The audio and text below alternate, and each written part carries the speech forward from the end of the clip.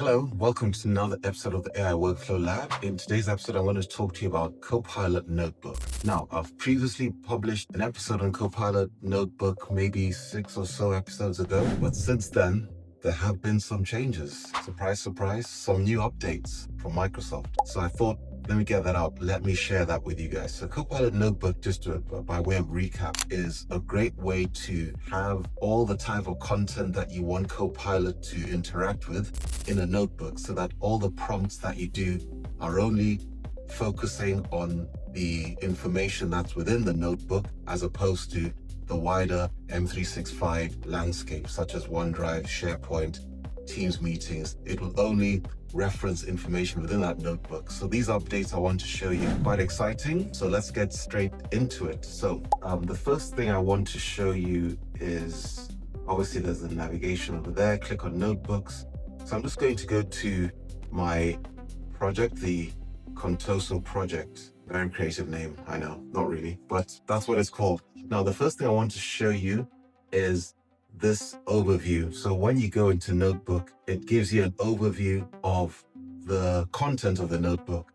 The good thing about this is that you can see this last overview was done on the 24th of May. So if I refresh it, it'll give me an updated overview of what's in the notebook. Very useful if you've got multiple people working in the notebook and they may have added new content, referenced new content. So this is a great way to find out what's been happening, or if there are any new changes that you need to be aware of. So as you can see, it was the 24th of May and now today is end of May. So 7 days ago, have there been any changes? So that's going to churn away in the background. Refresh complete. There aren't any changes in this particular case, but if there were, you would have seen them there. The refresh overview is very good for that. The other thing I want to show you is the reference capabilities. Previously, you could only reference files or other files within M365. But now you can reference sites, SharePoint sites. So if there's an actual site I need to reference to the notebook, I'll just select it over there.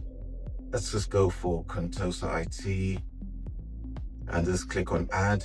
And you can see now that it's added that site. There was also talk of the lack of Notebook's ability to reference single folders. Well, it can do that as well now.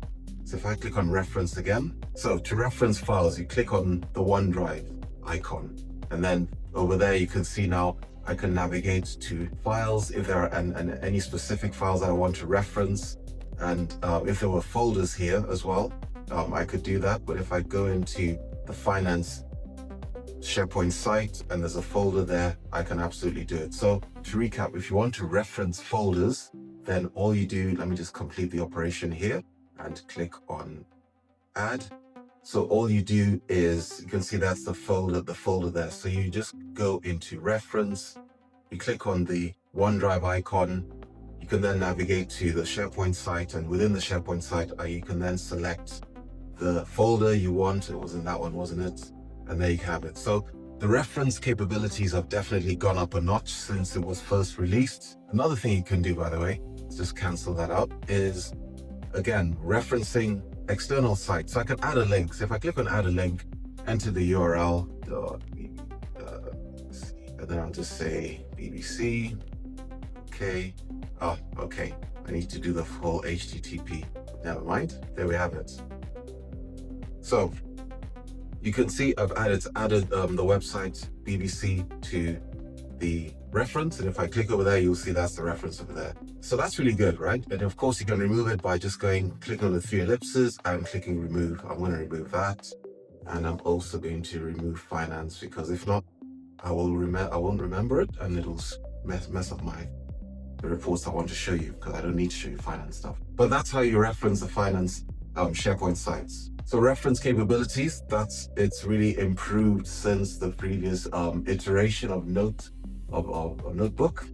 So what else is there? So yes, so within the home page, you'll notice there are some quick links here. One of them is quite good as presentation. So if I click on that, all it's going to do is literally create a presentation. Okay, that's fine. I'll remove that. Please stay in this chat while your request is being worked on. So create a presentation using the attached references. Output should not have any content outside the references. So that's quite good. So it's going to work away in the background, pull things together, and it will create a nice presentation of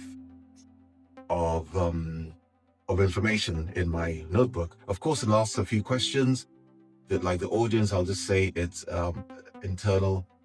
And should the presentation focus on the coffee brand, emoji decoration, or both? I'm just going to ask it to focus on the coffee brand. And I'll just say I'd like it to be concise, and I'd like it to be balanced, and I'd like that's the look and feel. So you can see how it qualifies the ask before going ahead and actually creating it. So it's going to do that in the background. And it shouldn't take too long. Pulling things together. And let's see how it does. And there you have it. So it's now created the presentation. You can see all 7 slides. Looks quite good. The branding, the features. And if you think about it, this is taking everything from the notebook and transformed it into a presentation. Again, this is what it looks like when I open it in PowerPoint. So I can open it in the application I can see here, or I can open it within Notebook and have a quick look there. So presentation mode, really good. And by the way, there's a similar feature for using it in Excel. There's also, I could have done the same thing, but clicked on spreadsheet and it would have created me some numbers and charts similar experience instead of presentation with Excel. So that's pretty good. The other thing I want to show you is audio overview. So basically you can now select a language, select a voice. It will then generate an audio around the workbook. You can then tailor it if you want it shorter or longer, and so on.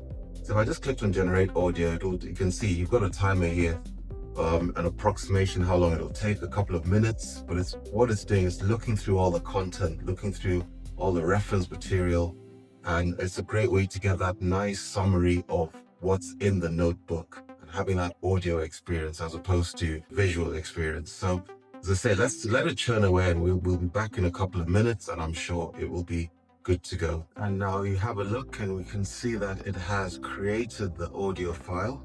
Hey everyone, welcome in. Today we're doing a playing for you review of a Contoso coffee brand refresh, but with a twist, because the source set also includes study guides on brand strategy, customer experience, project. So that's pretty good. And of course, as I said, you can change the playback speed, or you can change the actual audio features. You can customize it by changing the narration, the duration, etc. Even the additional areas that you want the audio to focus on. So the audio feature is quite good. Great way to an alternative way to summarize the content of your notepad to those who have access. Then there's also mind map. What mind map will do is, as the name suggests, create a mind map of your notepad, of the project. You can click through into the various areas. It's just another way to capture information or to surface information around the notebook that you've got access to. So I feel that it's gone in leaps and bounds compared to when I last shared this with you guys, probably, as I said, 6 episodes ago. It really is now almost a default place that I would absolutely recommend Copilot users who are working specifically on some content, and you want to have a centralized place where your interactions with Copilot are just referencing that data. Notebook is totally where you should be going. It's really good. So it's just going to work in the background. And again, I can go away and I'll come back later, as it says here. Oh, actually, I don't need to. It's done it. So you can see you've got the different sections here. If I can click through, it opens up some more information, timelines, and it's really, it does all the kind of things you'd expect from a mind map, right?